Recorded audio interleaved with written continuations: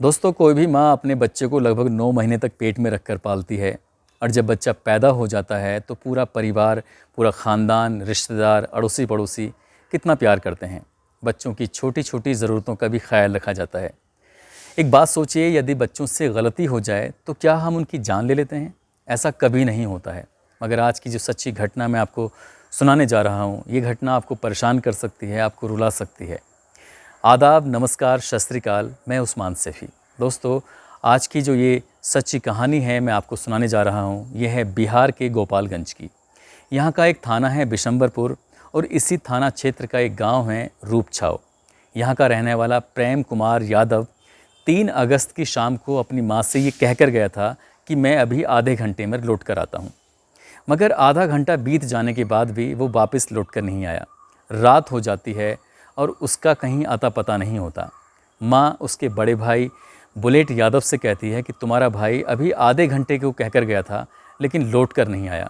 Bullet Yadav अपने दोस्तों, पड़ोसियों और गांव वालों की मदद से अपने भाई की तलाश करता है, मगर पूरी रात तलाश करने के बाद भी उसका कहीं कोई सुराग नहीं मिलता। दिन निकल आता है और उसके बाद वह कुछ गांव वालों की मदद से सीधा थाने पहुंचता है और थाने में जाकर एसडीपीओ नरेश पासवान को वह अपने भाई की गुमशुदगी की एक रिपोर्ट दर्ज कराता है।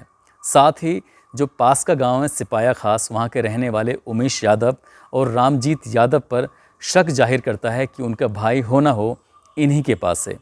पुलिस मामले को गंभीरता से लेती है और सीधा इनके यहाँ पर पहुँचती है। पहुँचने के बाद पूछताछ करती है, मगर ये लोग झुठला देते हैं और कहानी को अलग ही तरह से गढ़ देते हैं।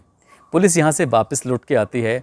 अब एक एक दिन करके कई दिन बीत जाते हैं, मगर प्रेम कुमार यादव का कहीं पता नहीं चलता है। इसके बाद इसके परिवार के लोग और गांव के लोग जब थाने में हंगामा करते हैं और प्रेम कुमार यादव की बरामदगी की बात करते हैं, तब जाकर पुलिस फिर एक बार उमेश यादव और रामजीत यादव को हिरासत में लेकर और सख्ती से पूछताछ करती है, तो वाकई चौंकाने वाले खुलासे होते हैं। दरअसल उमेश यादव की जो बेटी है, जिसकी उम्र लगभग 20 साल, नाम उसका अंशु यादव है, और ये दोनों एक दूसरे से लगभग 5 सालों से प्यार कर रहे थे। ये दोनों एक दूसरे पर जान छिड़कते थे, एक दूसरे के बिना रह नहीं सकते थे। घर वालों को ये रिश्ता बिल्कुल भी मंजूर नहीं था और उन्होंने इसको लेकर कई बार इन दोनों बच्चों से मना किया कि अब तुम कभी फ्यूचर में नहीं मिलोगे। मगर अंशु यादव और प्रेम यादव दोनों छुपते छुपाते मिलते रहे। एक दिन ऐसा ही होता है कि ये लगभग 1 अगस्त के आसपास की बात है और ये दोनों कहीं जंगल में मिल रहे थे, बातचीत कर रहे थे, तो इनके चाचा रामजीत यादव इन्हें देख लेता है। ये बात घर आकर जब अपने बड़े भाई उमेश यादव को बताता है तो उमेश यादव का खून खोल जाता है और 3 अगस्त को वो एक षड्यंत्र रचता है और धोखे से प्रेम कुमार यादव को अपने घर पर बुलवा लेता है।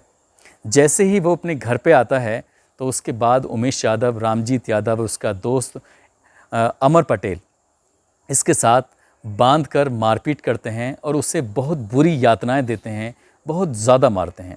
बताया जा रहा है कि ये तीनों मिलकर उसकी गर्दन को धड़ से अलग कर देते हैं और इस शव को, उसके सर को गंडक नदी में जाकर फेंक देते हैं।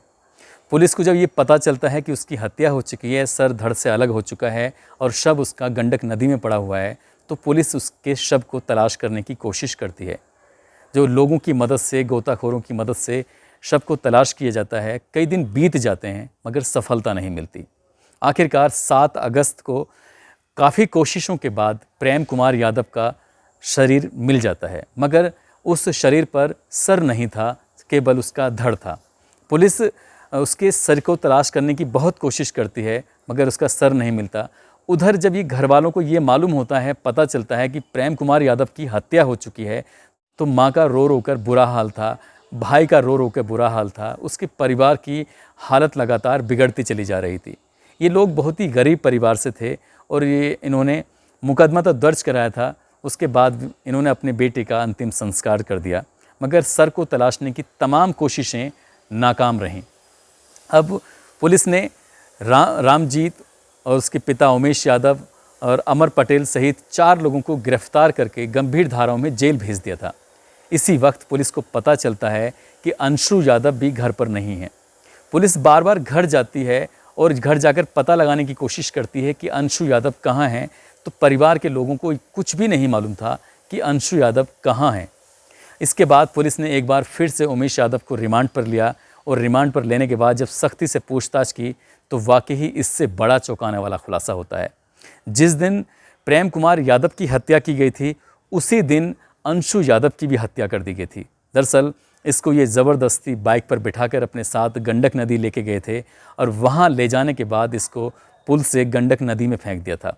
चाचा और पिता तब तक उस पुल पर बने रहे जब तक क्या बेटी डूबकर मर नहीं गई और उसी नदी में वो समा जाती है। पुलिस ने कुछ धाराएं इसमें बढ़ाई हैं और इस ऑनर किलिंग में 4 लोगों को जेल भेजा ही जा चुका है। दोस्तों, क्या अपने बच्चे जब गलती कर जाते हैं या फिर अपनी मनपसंद की शादी करना चाहते हैं या किसी मनमर्जी के व्यक्ति से प्यार करते हैं तो क्या वो बहुत बड़ी गलती हो जाती है? क्या उनकी जान ले लेनी चाहिए? हमारे देश का कानून भी अब लोगों को, बच्चों को साथ रहने की, किसी के साथ भी रहने की इजाज़त देता है, वो चाहे किसी भी जाति का, किसी भी धर्म का क्यों ना हो। मगर यहाँ तो दोनों एक ही जाति के थे, एक ही धर्म के थे, उसके बावजूद भी परिवार वालों को ये रिश्ता मंजूर नहीं था। यहाँ पुलिस की कोशिश है कि इनके खिलाफ कड़ी से कड़ी कार्रवाई हो, इसके लिए उन्होंने गंभीर से गंभीर धाराएं लगाई हैं। दोस्तों, इस कहानी को सुनाने का उद्देश्य किसी को परेशान करना नहीं, किसी का दिल दुखाना नहीं, बल्कि आपको सचेत करना है, आपको सुरक्षित करना है। आप जहाँ भी रहें अपना ख्याल रखें, सुरक्षित रहें। जय हिंद, जय भारत।